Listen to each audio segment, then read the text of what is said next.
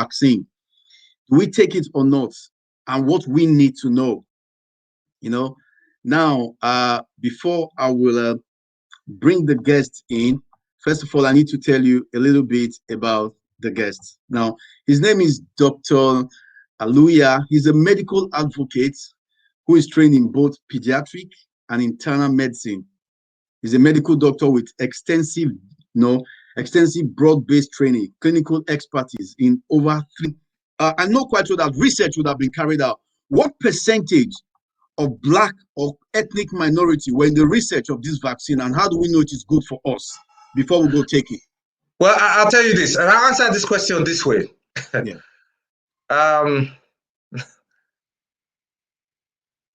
When artificial intelligence meets the trust and irrefutability of blockchain in the speed of 5G, that is the God complex. And I'll say it again, and there's a reason why I'm saying it. Yeah, say it again. When artificial intelligence meets blockchain, or meets the trust and irrefutability of blockchain with the speed of 5G, that's the God complex. Now, why am I saying this? 5 technologies would affect how you and I interact with one another and in our environment, and we must begin to pay attention to those. And for those who are home, listen and listen good.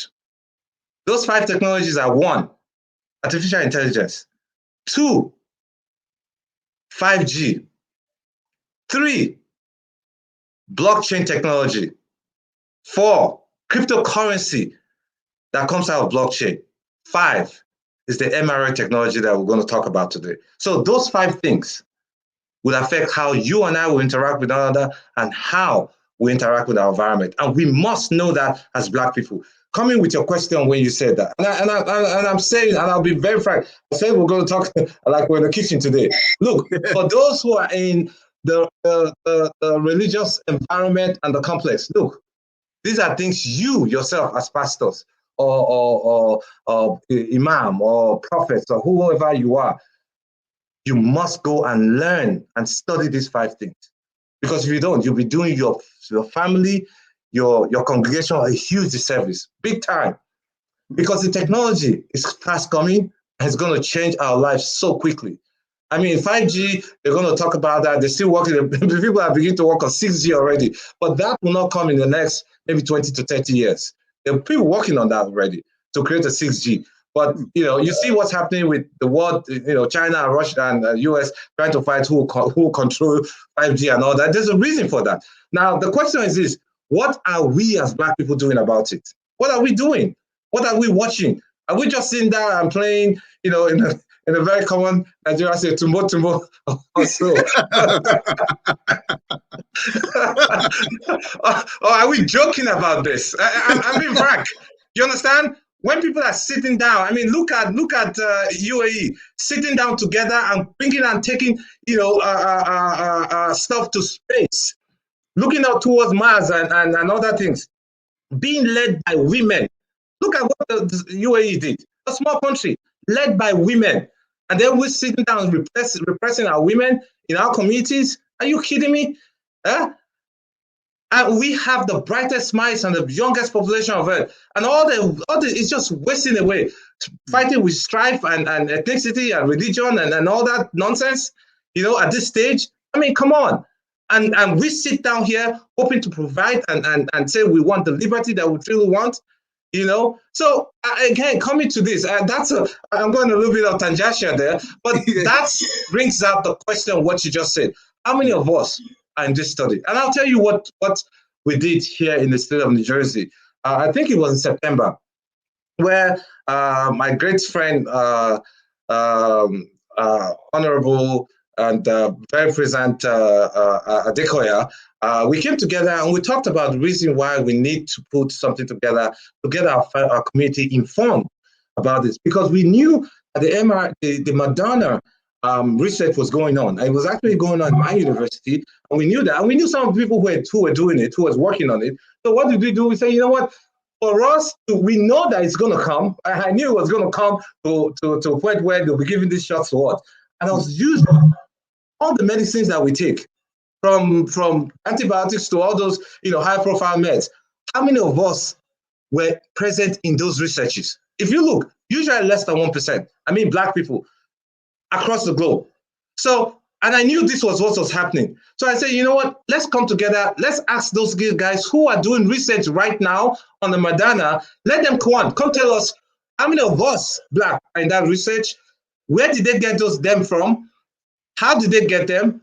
What's the qualification and everything else? So we put this Zoom together. I think it was sometime in September. I remember it was on the Thursday night. And we got the CEO of the University Hospital, Dr. Awusike, and some other brilliant doctors who were working on the Moderna studies. We called the African, what do you call it, Medical Association, AMPA, the Ghanaian Medical Association, the Caribbean Medical Association, the Jamaican Medical Association, the New Jersey Medical Association. We called all of them together, including the clergy, the imams, all of them, pastors. Let us come sit and ask them tough questions. Where are they getting the people who are in the study? How many of us were in the study? So that we get to know how well we can begin to see if we need to accept this vaccine when it eventually comes out. And it did come out. So, but what we found out at that point in time, we were just 10%, roughly 10%. The research was still going on. So we had a discussion of, okay, if this is what's going on and now people are not involved in this study, what best can we do? What do we need to do so that we get more of our people in these studies? So the conclusion then was that, look, we need to start talking to our churches and mosques to let our pastors and imams know what's going on and other religious body so that they can get their congregations informed better to know that these things are coming, they need to get involved. 2, they need to reach out to medical associations like, AMPA and other African-based organizations or Black-based organizations so that they can speak in their community that they need to do this. And 3, reach out to doctors, especially Black doctors. If your Black doctor tells you this is good and you trust him, of course, you'll be willing to get into the research. So that's what we did. Now, if you fast forward, when the results came out, it was not surprising. Roughly about 10% of us were in this study. Well, 10% is not too bad, at least much better than the 1% that we get in everything else. So, that's where we are. And that's why it's important that we begin to tell our people, look, get this vaccine. It's important so that down the road, it does not become a Black man's disease eventually. Because when everyone is protected and we're not protected, right now we know that we are the ones who are faring worse percentage-wise with this virus. Down the road, when the others all get vaccinated and we're not, guess who will die eventually in another 2 to 3 years? That's it. Blacks. So, and then the narrative will now change, and the press will play on that narrative. It's a Black man's disease eventually. So we need to stop that, and that's why we're having this conversation. Wow, man, Doctor, I'm so glad I brought you here. There's so much that needs to be said. I've heard so many things, but I remember I was doing my master's in 2014-15, and I quoted a pastor as one of my assignments. I failed it. Okay. I went to the lecturer and said, "Why did I fail?" The question the lecturer asked me was that, is the pastor an authority in that field? I couldn't answer. He's an authority in the Bible. He's an authority in church group, but he's not an authority. We presume. Yeah, but he's not an authority. We presume. But he's not an authority in medical because things. Again, what's the agenda? We need to understand that people always have an agenda. What's the agenda that individuals push on in whatever they do? You need to understand that. So go ahead. Sorry. No, it's okay. We've got over, in fact, we had about 700 and something people watching. We've got 537 people now hearing this information. My message is that what you've heard here, take it to your world and use it. Preach in your word, preach it to people, let them know that this thing is real. Because like you said now, Doctor, in 2 to 3 years' time, they'll say it's the Black man's disease. Because the Black man or the Black woman or the Black individual or the ethnic minority refuse taking it. But let's go to the next question. What's the risk of other diseases or autoimmune diseases coming out of this vaccine use? Well, I'll tell you that right now, straight up, we don't know that yet. Autoimmune disease, you see, it's sad in the sense that if you look around the globe, autoimmune disease, what does that mean? It means that your body, auto meaning automated, immune, your immune system, meaning your immune system is fighting itself.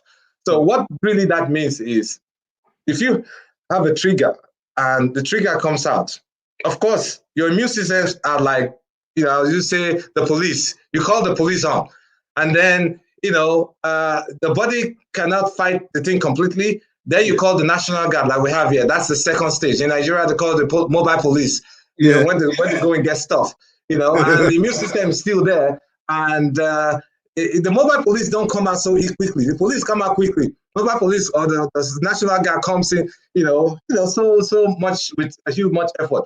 Now, if they cannot handle that problem and the problem persists, so what do? You call the army, you call the military, right? Now, the military, it takes the time to mobilize them and push them all out, right? Like in Nigeria, you call the soldier. Now, when they're out, meaning your immune system is ramped up to that level. I'm just giving an analogy, people understand it better. When they're ramped up to that level, it's hard to call the mobile police or the military out. But then when they come out, it's hard to pull them back again. So what do? They'll all be out there circulating. And they're circulating, there's no job for them to do. What do you think will happen? They become rift, strife, and conflict with the regular people and regular citizens. That's exactly what your immune system does. So when it ramps out all that, big guns, and then there's nothing else to fight, it begins to fight itself. Just like the military will start fighting the citizens of the country when there's nothing else to do, because they are not supposed to be out there fighting, So, but that's basically what it does. So it begins to fight itself, and that's what autoimmune disease is. We have a few of them. Rheumatoid arthritis is one. Lupus or systemic, lupus erythematosus. You have, sarcoidosis is part of it as well. We have, Chuck Strauss, all of those, names that are out there. So the immune system ramps up to fight itself. Now, with COVID, people who have risk for immune disease die. But then now, with the virus, like I said earlier on, there are acute or short-term side effects and then long-term side effects. And we knew some of these things from the measles vaccine, virus that are out there. Measles will be with us forever. Now, somebody gets measles today, they get a fever, a rash, whatever. Sometimes they get a little bit of organ failure. But then again, the virus can go everywhere, from the head to the brain to the eyes to the testes, everywhere. So also this virus, we've heard the virus goes down to the semen, where men were really, really afraid and afraid that I'm wondering what is happening. People was going after and all that. So, but then again, the virus is just here about a year. We don't know, and we know that viruses down the road, 5-10 years from now, or 3 years, can cause what they call encephalitis, inflammation of the brain, and inflammation of the heart, the linings of the heart, the fluid that surrounds the heart, even the lungs, and even the muscle fibers itself of the heart. So all of these things can happen. Everybody's still keeping an eye out for a lot of all these things. It's still new. So again, that's where the research is out there. We don't know yet. So, but we're going to keep an eye on everything else. So, but one of the things that we really do know is that after the COVID, it takes you sometimes 2 weeks or 3 weeks, sometimes a month for some people to recover from the fatigue that takes place. In fact, that fatigue, some patients of mine and people have called, it causes sleep. I got sick from the COVID myself, and I understood what happens, why people die from that virus. You understand? Until I got it, I've heard patients, I took care of patients, but until you face it yourself, you never know. So the fatigue was something else. I've never seen anything like that before.